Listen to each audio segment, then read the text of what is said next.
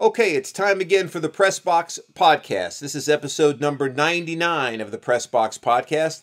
And you know what that means, don't you? That means that we're one episode away from episode number 100. Our centennial episode will be our next one. This was a labor of love that we started back in November of 2017. We're approaching 4 years of the Press Box Podcast, and we certainly hope that you've enjoyed all 98 of the episodes coming into today. We've had lots of great guests on. Nathan, our producer, has done just a magnificent job of expanding our presence, and we owe a lot of our success, if not all of it, to him. But this is episode number 99, the penultimate episode to episode 100. And today is our college football recap of week number 6. Lots of great games last week. The key game that we're going to talk about, obviously, Alabama and Texas A&M, but we'll get into that. Want to make sure that you remember, at PressBoxPod is our Twitter handle. Make sure you hit us up on Twitter, answer some of the questions we put out there. Let us know who your favorite team is. Let us know what you think about the college football season as we've had it so far. At PressBoxPod is also our Instagram handle. We want to hear from you there as well. And also the PressBox channel on YouTube is our YouTube channel with lots of great clips of certain shows as well as full episodes. So without further ado, episode number 99 of the Press Box Podcast.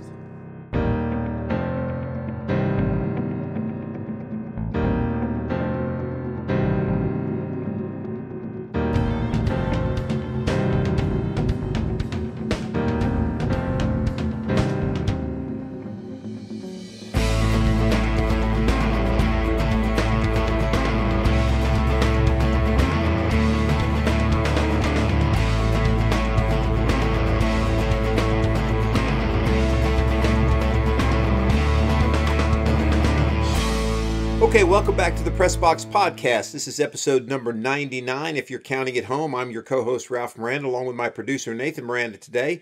And episode 99 will be our weekly college football recap. Today, we'll be recapping week number 6 in college football. Been an interesting week. I think, as I've said many times, the cream is starting to rise to the top. The pretenders are starting to fall off. And there's been a few teams that we would have thought maybe a couple weeks ago they were going to be pretenders, but they look like they might be for real. But we'll also check and see if those teams have not yet hit the meat of their schedule, which could tell us that some of those fortunes might change. Let's do as we always do, start our week by going over the Associated Press Top 25. Now, let me remind everybody, today is October 11th when we're recording this. I believe, if I'm not mistaken, 3 weeks from yesterday, which will be Halloween, I believe it's that weekend. It might be the weekend before. The first college football playoff rankings will come out. And as I think I've said before, those rankings could be drastically different from the Associated Press Top 25. Probably not a whole lot different, but remember, the Associated Press Top 25 and, of course, the Coaches Poll are teams that are being voted on by sports writers in the Associated Press poll, college football coaches in the Coaches Poll, whereas the college football playoff rankings are voted on by a committee of, I believe it's 14 or 15 members throughout the spectrum of positions, either formerly college football, some of them are not even associated with football. But anyway, my point is those rankings could be different, especially when we get to the top 6, which are the teams that will be vying for those 4 spots in the playoffs. So I just want everybody to realize that. And when we get to that point, we'll obviously look at those rankings only. So let's go over the AP Top 25. As anybody who's not lived under a rock and is a college football fan knows, Alabama was beaten Saturday. The new number 1 team in the country is Georgia. Let me go back to Georgia's number 1. They received all 62 first place votes. So they are the undisputed, I guess, number 1 team in the country at this point in time. Iowa has moved up to number 2 by virtue of their victory over Penn State last weekend. Cincinnati has moved up to number 3. Cincinnati with a big blowout victory over, I believe they beat Tulane pretty badly, but they are undefeated. Oklahoma had to come back to beat Texas. They were down by quite a bit at one time, but did come back and win. They are number 4 now. They were 6th last week. Alabama has only dropped to number 5, which I'm sure we'll discuss that a bit. But they are now number 5. They are 5-1. Ohio State is number 6. Penn State dropped to number 7, which is not a big drop for them. They're still quite a bit in the hunt. Michigan, undefeated, number 8. Of course, they have to play Ohio State yet. They still have to play Iowa. So we'll find out about them. Oregon is number 9. Michigan State, undefeated at 6-0, is number 10. Kentucky. Kentucky's had 2 pretty good weeks here. They beat they beat Florida a week ago. They beat LSU last Saturday. They have moved up to number 11, and they are undefeated at 6-0. Oklahoma State is 12. Ole Miss is number 13. Notre Dame stays at number 14, following their win over Virginia Tech at Blacksburg on Saturday. Coastal Carolina is number 15 at 6-0. Wake Forest is number 16. Coastal Carolina is number 15. Wake Forest is number 16. Arkansas has lost 2 in a row. They are number 17. Arizona State 18. Brigham Young 19. Florida has dropped to number 20. Texas A&M, by virtue of their win over Alabama, has climbed back into the top 25. They were unranked after losing 2 in a row, but now they are number 21. North Carolina State is 22 at 4-1, still holding strong by virtue of their upset of Clemson a few weeks ago. SMU 23 at 6-0, San Diego State 24, and Texas, even though they lost to Oklahoma, actually stayed in the top 25. They are number 25. So I guess I'll start by throwing it to you, Nathan. What were some of the things that you were, the most impressed by, or not impressed, or maybe even shocked by over the weekend in college football? Obviously, the Alabama loss is right up there. We'll talk about that, I'm sure. Outside of that, nothing really. Well, I guess Iowa beating Penn State. I mean, I thought they could, so that wasn't really shocking or anything. It was just interesting to see who was going to win that game. Right. So nothing was really shocking to me outside of Alabama losing. Right. Yeah, man, I'm checking back over the scores again. I can't say anything was shocking to me outside of that. Right. Yeah, I kind of agree with you. I mean, there really wasn't any tremendous upsets outside of the Alabama loss. Let's talk about that, since we both agreed that was kind of the shot heard around the world, for lack of a better way to say it. Alabama. First of all, Nick Saban had been undefeated against former coaches. Jimbo Fisher apparently is a prior disciple, or is a disciple of Nick Saban. So anyway, he was beaten by that. Alabama had not lost to an unranked team, I believe, in about 4 years, maybe 4 or 5 years since they had lost to an unranked team, and they had the longest winning streak in the country, dating back to maybe 2018, I believe, or 19. But anyway, lots of firsts for that game for Alabama. The game was played at Texas A&M, so we'll give them a little bit of break of that. They fell behind by quite a bit, Alabama. Their offense, which I think Alabama has a fabulous offense. Their offensive line, I think, is one of the best in the country. Their young quarterback is an excellent quarterback, and they have running backs. I don't know where they get these guys year in and year out, but some of the best running backs I've seen. So their offense is not a question mark. Their defense is the question mark. And I've got to give you kudos, Nathan. Last week we were talking about Georgia and Alabama being the 2 best teams in the country. You said that you thought Georgia was the best team in the country, because you said Alabama, even though they've been there before, they're always up top. You said you thought their defense was a little bit suspect this year, maybe not quite up to the par that they used to be.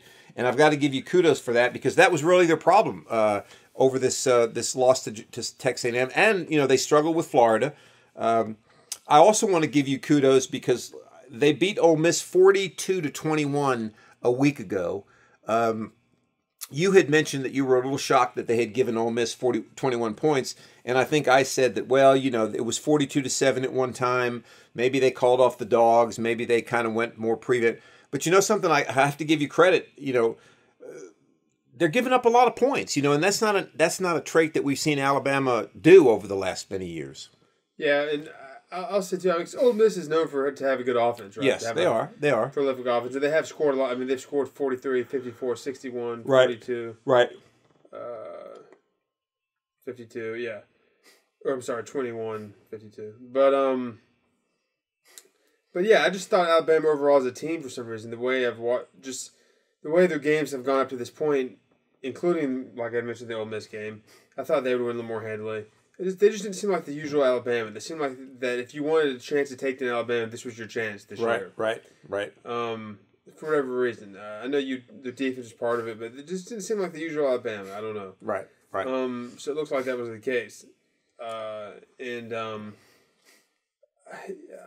Yeah, I mean it looked like they were going to pull it out though, right? Because they were down 24-3, I think, Right. and then they kind of came back. Were they ever leading in the game? I don't think they. Well, I think they actually did go ahead at one time, if I'm not mistaken. Yeah, it was. Yeah, well, I think they might have, but anyways, then I think Texas A&M scored or kicked a game-winning field goal, right? To win the game. They were losing 24-10 at the half, Alabama. At the end of the third quarter, they were losing 31-24, and I think, let me see here, it was 24-10, as I said, at the end of the halftime. In the third quarter, Alabama returned a punt for a touchdown to make it 24-17. Texas A&M then returned that kickoff for a touchdown to make it 31-17. Alabama scored to make it 31-24. They scored a field goal to make it 31-27. Another field goal to make it 31-30. Scored a touchdown to go ahead 37-31. 38-31. Right. Then A&M scored to make it 38-37, and then kicked another field goal to close it out. Anyway, they were ahead at one point in time. So yeah, they were. Yeah. They did come all the way back. Yeah. Yeah. And really, the thing that's shocking to me, Alabama is kind of like, Notre Dame, the Yankees, teams like that. Everybody gives them their best shot, no question. But this is a Texas A&M team that started the season ranked in the top 10, okay? They destroyed Kent State week 1, which everybody thought they would. They struggled to beat Colorado at Colorado, 10-7. Destroyed New Mexico, lost to Arkansas, then lost to Mississippi State, okay, at home to Mississippi State.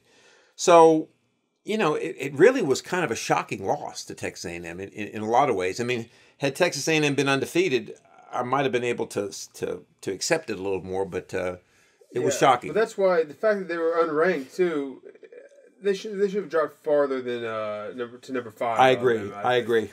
I mean, looking at this, I mean, if they would have lost that game to like an Auburn that was ranked like in the teens, I think last week, right, or somebody like that, I could see maybe dropping them to 5. But they were unranked, all right? Right. I know they're an SEC team. People are assuming they're better than most unranked teams, I guess. Right. But still, they're unranked. Alabama should not be ahead of a 5-1 Ohio State because Ohio State lost to Oregon, right? Right. When they lost to Oregon, they were highly ranked. They were ranked, right? They should not be ahead of Penn State, who lost to number 4 Iowa. Number 3 at the time. Right. Or I don't know. They lost to Iowa. You're right. They were number 3 when they lost to Iowa. Right. They should be ahead of them. They should be ahead of undefeated Michigan. Right. I mean, that's not like an undefeated Coastal Carolina or somebody. It's Michigan. They're undefeated. They shouldn't be ahead of Oregon, who's 4-1. I don't think because Oregon lost to. Let me pull it up. Do you remember who they lost to? Oregon lost to Stanford. Okay, well, maybe that's where you put them in. Put them at number 9 or number 8. Right. Right ahead of Oregon. Maybe. Right. Well, go ahead. But again, Michigan State's undefeated. Maybe they should be ahead. Kentucky, no. I mean, they're defeated, but. Well, I think around 8 to 10 area, they should be number 5. Right. I don't disagree with that, but let's look at Michigan State, for example. They're undefeated, okay? But they're Big Ten undefeated. They beat Northwestern at Northwestern. They beat Youngstown State. They beat Miami of Florida. Who was 24th at the time. Right. So they're a ranked team. Okay. They beat Nebraska. Right. They beat Western Kentucky. Yeah. They beat Rutgers. Right. So put them ahead of Michigan State. That's what I'm saying. That's no, fine. but what I was going to say, though, is I agree with everything you're saying, and I think there is some Southeastern Conference bias. But that's why I think the college football playoff rankings that will come out will factor in some of the things we're just talking about. I think they look at teams that you've beaten, the records of those teams, quality wins versus non-quality wins, all that factored in to making a ranking. So my point being that these are sports writers that are making these rankings.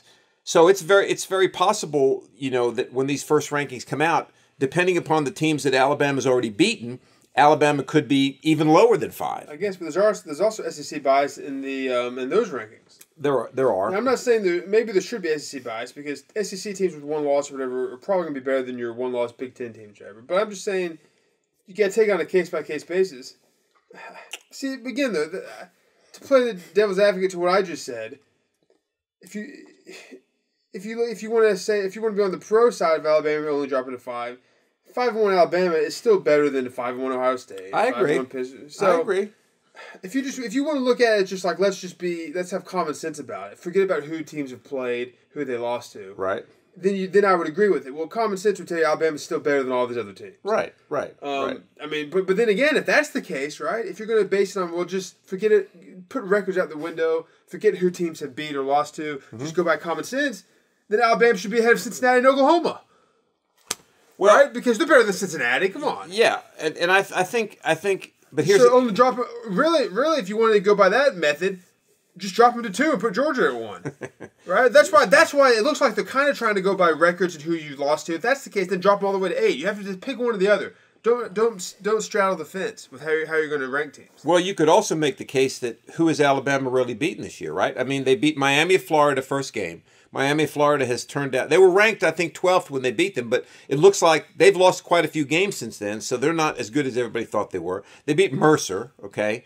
They beat Florida, who we're finding out is not that good, right? Yeah. They beat Southern to do that. Right? They beat Southern Miss, okay? Yeah. They beat Ole Miss. We talked about that. And then they lost to Texas A&M. So that's a good point. Have they really beat anybody? That's a good point. Maybe that's a good point. Alabama just carries the persona of there must be a great team every year, but maybe they're just not a good team this year. Right. So then that goes back to then look at the record, 1 loss, look at who they lost to, unranked, look at some of these other teams and who they've beaten, and consider that Alabama's just not that good anymore. So put them at 8 or 10. That goes back to that point. And look at these teams like they played Mercer and Southern Miss. Mercer scored 14, Southern Miss scored 14. When's the last time you've seen those type of teams score 14 points against Alabama? Well, it's not a lot of points, but still. You make a good point. Nick Saban, after they beat Mercer 48-14, Nick Saban was very upset with that game. And, at first glance, you kind of brush it off saying, this is just a coach trying to fire up his kids. But they beat Mercer 62-0 a couple of years ago, okay? So maybe there was a little chink in the armor, okay? I mean, a team like Mercer scores 14 points on your defense, that should really not happen. Well, there's definitely a chicken there after losing Texas A&M. Right. Look at, Mississippi State. Who's to say they don't beat Alabama? We don't know. Tennessee won't beat them, but Arkansas this is a good chance for Tennessee to beat them. They play Arkansas and Auburn too, and LSU. So, I don't know, but let's do this real quick. Let's look at some of these top teams, and let's look at who they've got left. Okay, to make an assessment of what we think about their playoff chances. Let's look at number 1 Georgia first. Okay, now Georgia is really kind of in the catbird seat, okay? They play Kentucky this week, all right? Kentucky's undefeated, but that's going to be a game that they should win. They're at Florida, which, again, it's a rivalry, but I think Florida's not as good as we thought they were. Then they play Missouri, Tennessee, Charleston Southern, and Georgia Tech. So my thinking is if Georgia gets by these next 2 weeks, they're going to go undefeated, and they're going to be ranked number 1 and play in the SEC championship game, all right?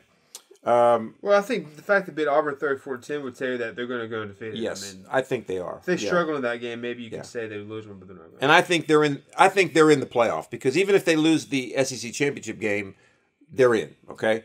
Let's look at Iowa real quick. Iowa's undefeated. You got to give them kudos for their big win over Penn State. They were behind in that game for a while too, so I got to give them a lot of credit for that.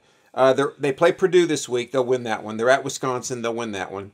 They'll beat Northwestern. They'll beat Minnesota. They'll beat Illinois. They'll beat Nebraska. And I was mistaken. They do not have to play Michigan. So Iowa looks to be in the catbird seat as well, right? I mean, Purdue, Wisconsin, Northwestern, Minnesota, Illinois, Nebraska. I mean, is anybody going to beat Iowa? It doesn't look that way, right? Okay, so Cincinnati's going to go undefeated. They beat Temple, not Tulane this week. Cincinnati, their schedule is they play Tulane I'm sorry, later. they beat Temple. I apologize. Yeah, they play Tulane. Then they play Central Florida, Navy, Tulane, Tulsa, South Florida, SMU, East Carolina. All right.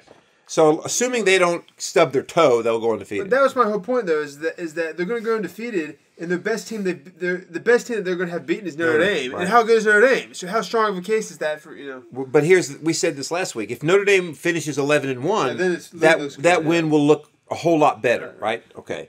So. Let's look at Oklahoma real quick because they're undefeated, but they have struggled mightily in some of these games. It's weird how they're still undefeated. It really is. I mean, they had to come back to beat Texas. They struggled with Kansas State. They struggled with West Virginia. They struggled with Nebraska.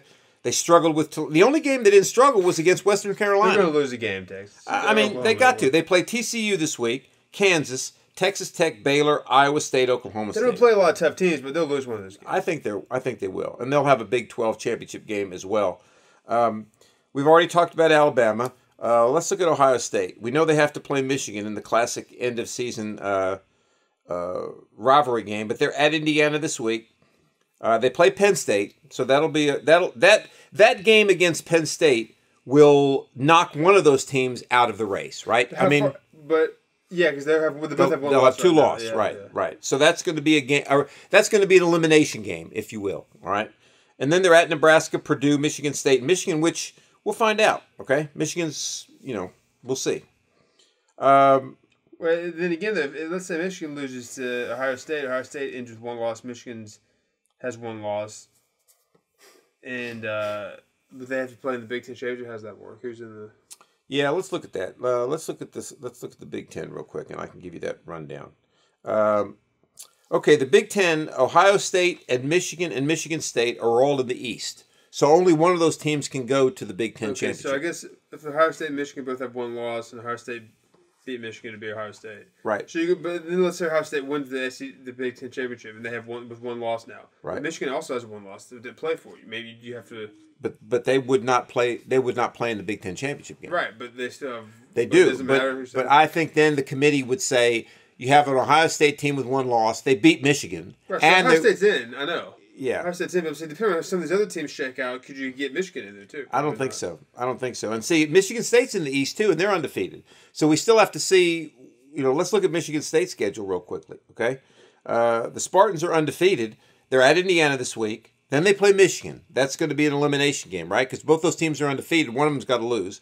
Purdue, Maryland, Ohio State, and Penn State. So, if Michigan State runs the table, if the Michigan runs the table, they're a really good team. They're in, right? I mean, I think they're pretty much in. We'll see how good they are against Michigan because so far they've beaten Northwestern, Youngstown State, right. Miami, and right. Nebraska, which was good. But right. Western Kentucky, Rutgers. So.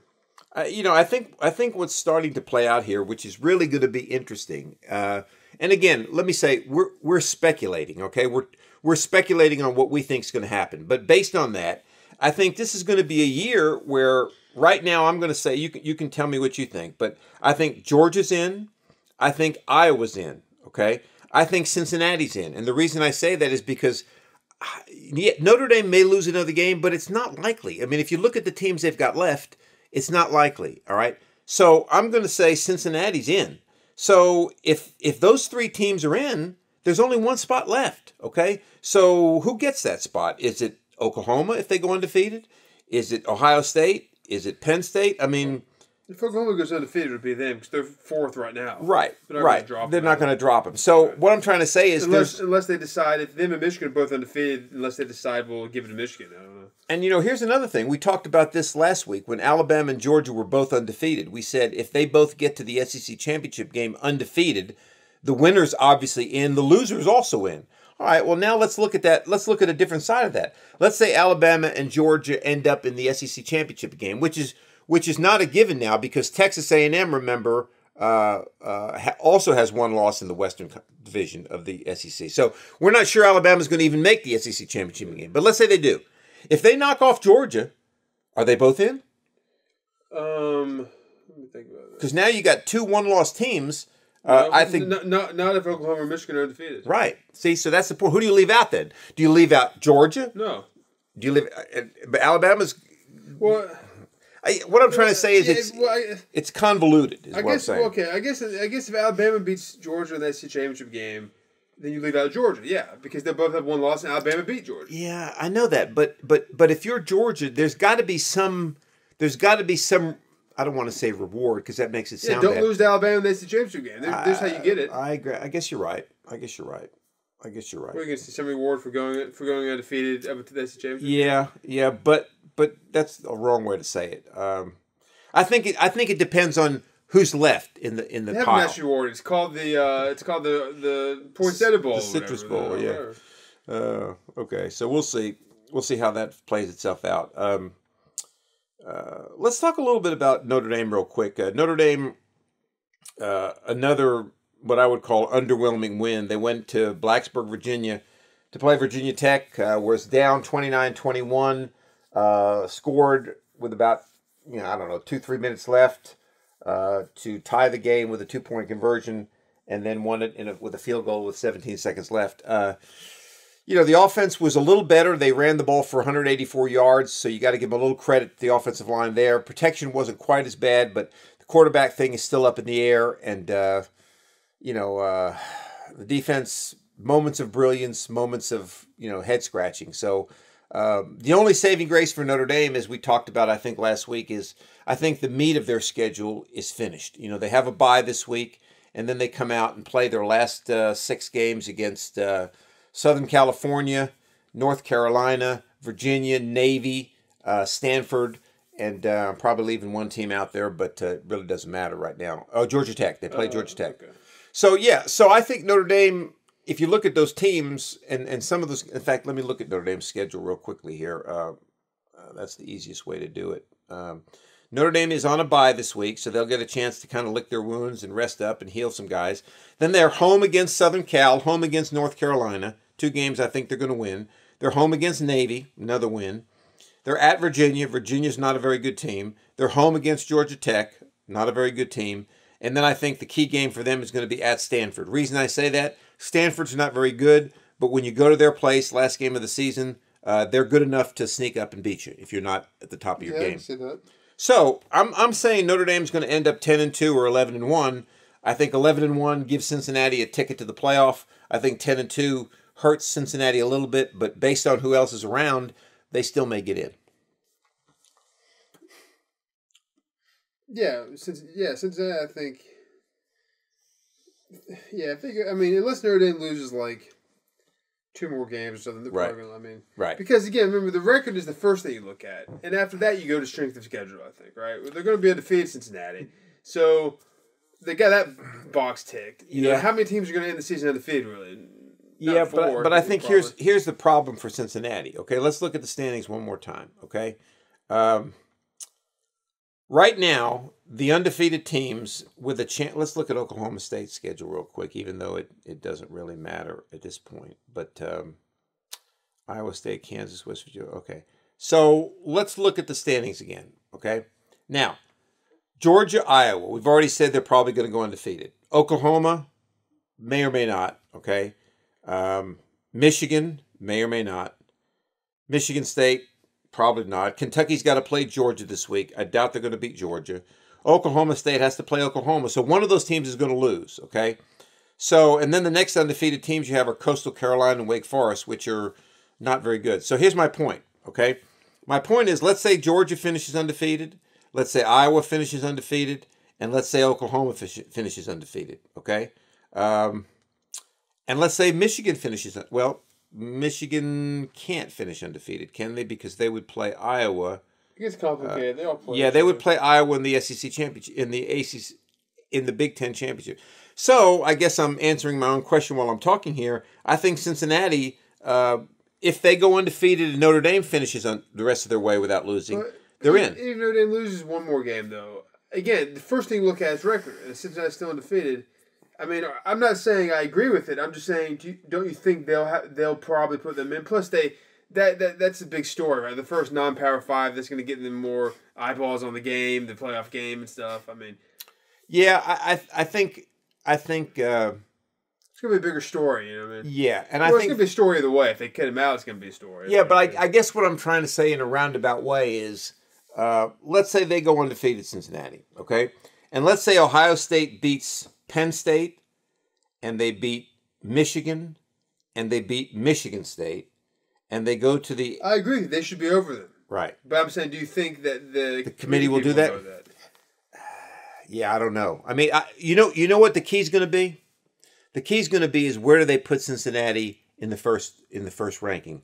Yeah. Probably going to be 3, but if the committee's smart, they'll put Cincinnati at 4. Okay, because that gives them some leeway to drop them out. You're not gonna have them jump anybody since that. Right. So we'll see. That's why I'm looking forward to that first committee ranking. We can talk a little bit more logically about where these teams are ranked. Yeah, I agree with you. But no, I agree with you. One loss to Ohio State, who beats all these teams, or any any combination of Ohio State, Penn State, Michigan, they all have to play a lot of each other. Right. If one of them goes one loss or undefeated and they beat a lot of teams, it's over.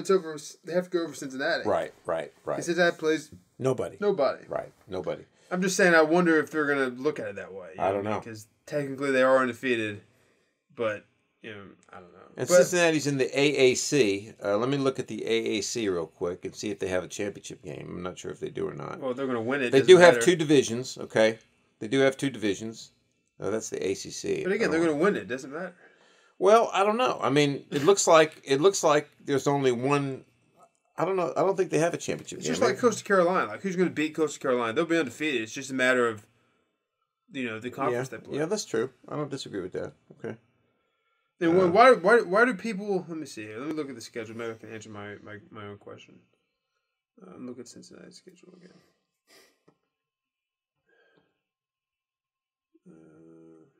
I don't see anybody on their schedule that's going to beat them. I mean, no, but I'm saying they do play higher caliber teams than Coastal Carolina plays. Right, so. right. And they, of course Notre Dame is the big one, but outside of that, they still play higher caliber teams. Teams that most people have heard of. Right, exactly. Instead of some teams like Arkansas State, UL Monroe, and Texas State. I didn't even know there actually was a Texas State until recently. I thought that was just in the movie Necessary Roughness. Texas State Armadillos. All right, let's talk about Tennessee real quick.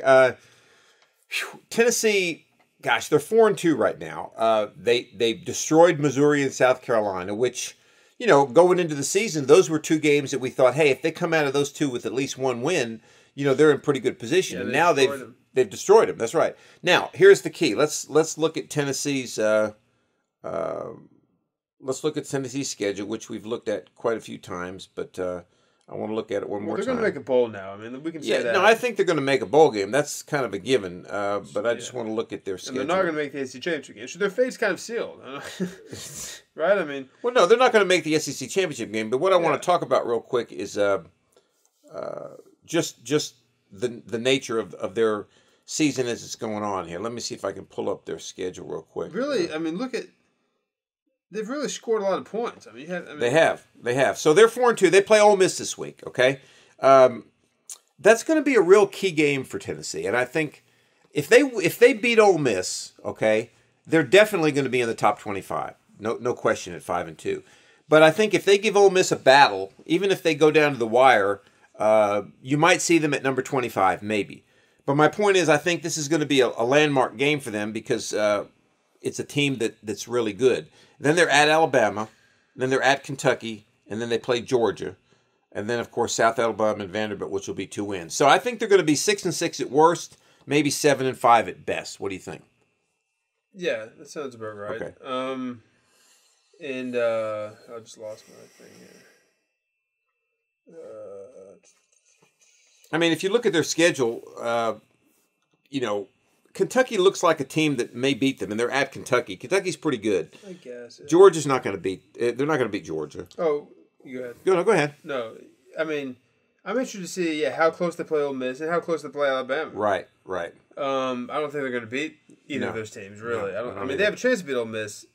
I guess you could say they have a chance to beat Alabama after what we talked about, who they've beaten and they've lost the game. But I don't really think they do. No, I don't think they do. But I'm just saying, look at the points they've scored this season. Some of these points are against some bad teams, but some of them aren't. Right. 38, 34, 56, right. 14, 62, 45. Right. So what's this whole deal about? I always hear stuff about the quarterback people don't like and this and that. Like, it looks like they have a pretty prolific offense to me. Yeah, me too. I mean, it looks pretty good to me. And depending on if the season finishes out as we think it's going to finish out, right? Right. Tennessee. I kind of don't want to hear Tennessee fans pout anymore. Right. You have a pretty good team now. Right. I don't want to hear it anymore. You know what I mean? Well, they had a running back rush for 119 yards Saturday against South Carolina. They had a receiver catch for 103 yards. I agree with you there. And I think here's the thing about Tennessee that we're going to find out a little bit about too is confidence level, right? I mean, this coach came in here. He was the coach at Central Florida. He replaced Scott Frost after Central Florida went undefeated back in 2017. and Frost went to Nebraska. He came in with the idea that, hey, this is going to be a prolific offense, and it looks like it's panning out. He runs the fastest offense in college football. I mean, I think it only takes them they run 10 seconds between plays. Okay, that's how they operate. The defense is playing better. I think confidence level is a big factor. Now, I don't think they're going to beat Alabama or Georgia, but they could beat Ole Miss. You never know. I mean, it's possible. And I think then at Kentucky is going to be another key game because they haven't been able to beat Kentucky the last few years either. They've struggled with. So, I think Tennessee has turned the corner. I think their fans, though, still need to be patient because they don't have a lot of depth. They don't have tremendous talent at every position. And as much as I sound like I'm throwing cold water on their last two wins, Missouri and South Carolina are both teams that are in turmoil. And yeah, they destroyed them. That's exactly what they were supposed to do. But they were kind of teams that are not very good. So let's see how they finish it out. But I'm encouraged by the way Tennessee has progressed. Let's put it that way. Yeah, and I'm saying Tennessee fans should be encouraged as well. I agree. I mean, unless they lose out or something, or right. lose to South Alabama or something like that. I don't want to hear people. I don't even want to hear people think about a new coach. Right. I don't want to hear the thought. Right. And I don't want to hear a lot of. Well, I guess it depends on how these games go, but assuming they win the ones they should win here. I mean, I don't want to hear anything about a new coach in the next couple of years. So. All right, let's conclude by looking at the slate of games next week. We've already touched on a number of these. I think not a tremendous slate. Auburn is at Arkansas. That'll be a good game only because Arkansas is ranked 17th. Auburn's still a pretty good football team. Cincinnati hosts Central Florida. Now, Central Florida was the first of the non-Power 5 teams to make their case back in 17 and 18. They've since fallen on a little harder times. They're not quite as good as they were, but I think they're a pretty good team, and that's going to be interesting to see how Cincinnati, how they approach that game and how they play that game and how it pans out. Oklahoma State at 12 is at 25 Texas. Florida is at LSU. We'll find out a lot about those two teams.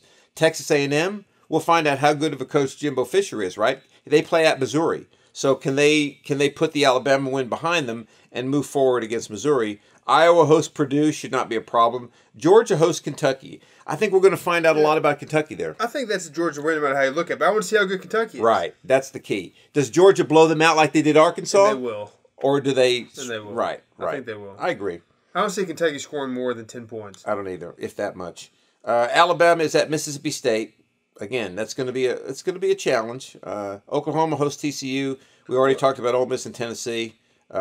So those will be some of the key games. And the biggest reason for me that Mississippi State's going to be a challenge for Alabama, if Alabama would have, you said they had the lead late in that game last week. If they would have come out, if they would have won that game, Mississippi State would have been a lot less of a challenge. I think, but still kind of one because Alabama is for the reasons we said. But now Alabama's lost. They may be kind of. I'm sure they're telling them, the coach, listen, we can still. You have a lot to play for. We can still make the playoff. But in their minds, maybe they're thinking we lost now. It's done. Right. Maybe they let down. They lose Mississippi State. Well, here's another thing too. I mean, I think it's easy for us to sit here and talk about what we're talking about. But something, it's hard. Alabama has had a tremendous run. I mean, they're on what, about a 12-year run right now of teams that have either won the national championship or have been right there. You can't have, it's almost impossible to have 11 NFL players on defense every year. They've almost come close to that most years. And this year it's obvious that with injuries and so forth, they're just not quite dominant. Okay, they're still one of the top 5 teams in the country, but they're just not dominant. And I think everybody looks at that and gets shocked by it. You know what I mean? I'll use Maryville High School as an example, right? I mean, a couple years ago, they lost 38-0 to Oakland, right? Everybody's shocked. Well, maybe they just didn't have it that year. I mean, I think we get so used to teams being so dominant for so long that when they have a little bit of a down year, even though that down year may be one loss, everybody's like, wow, what's happened?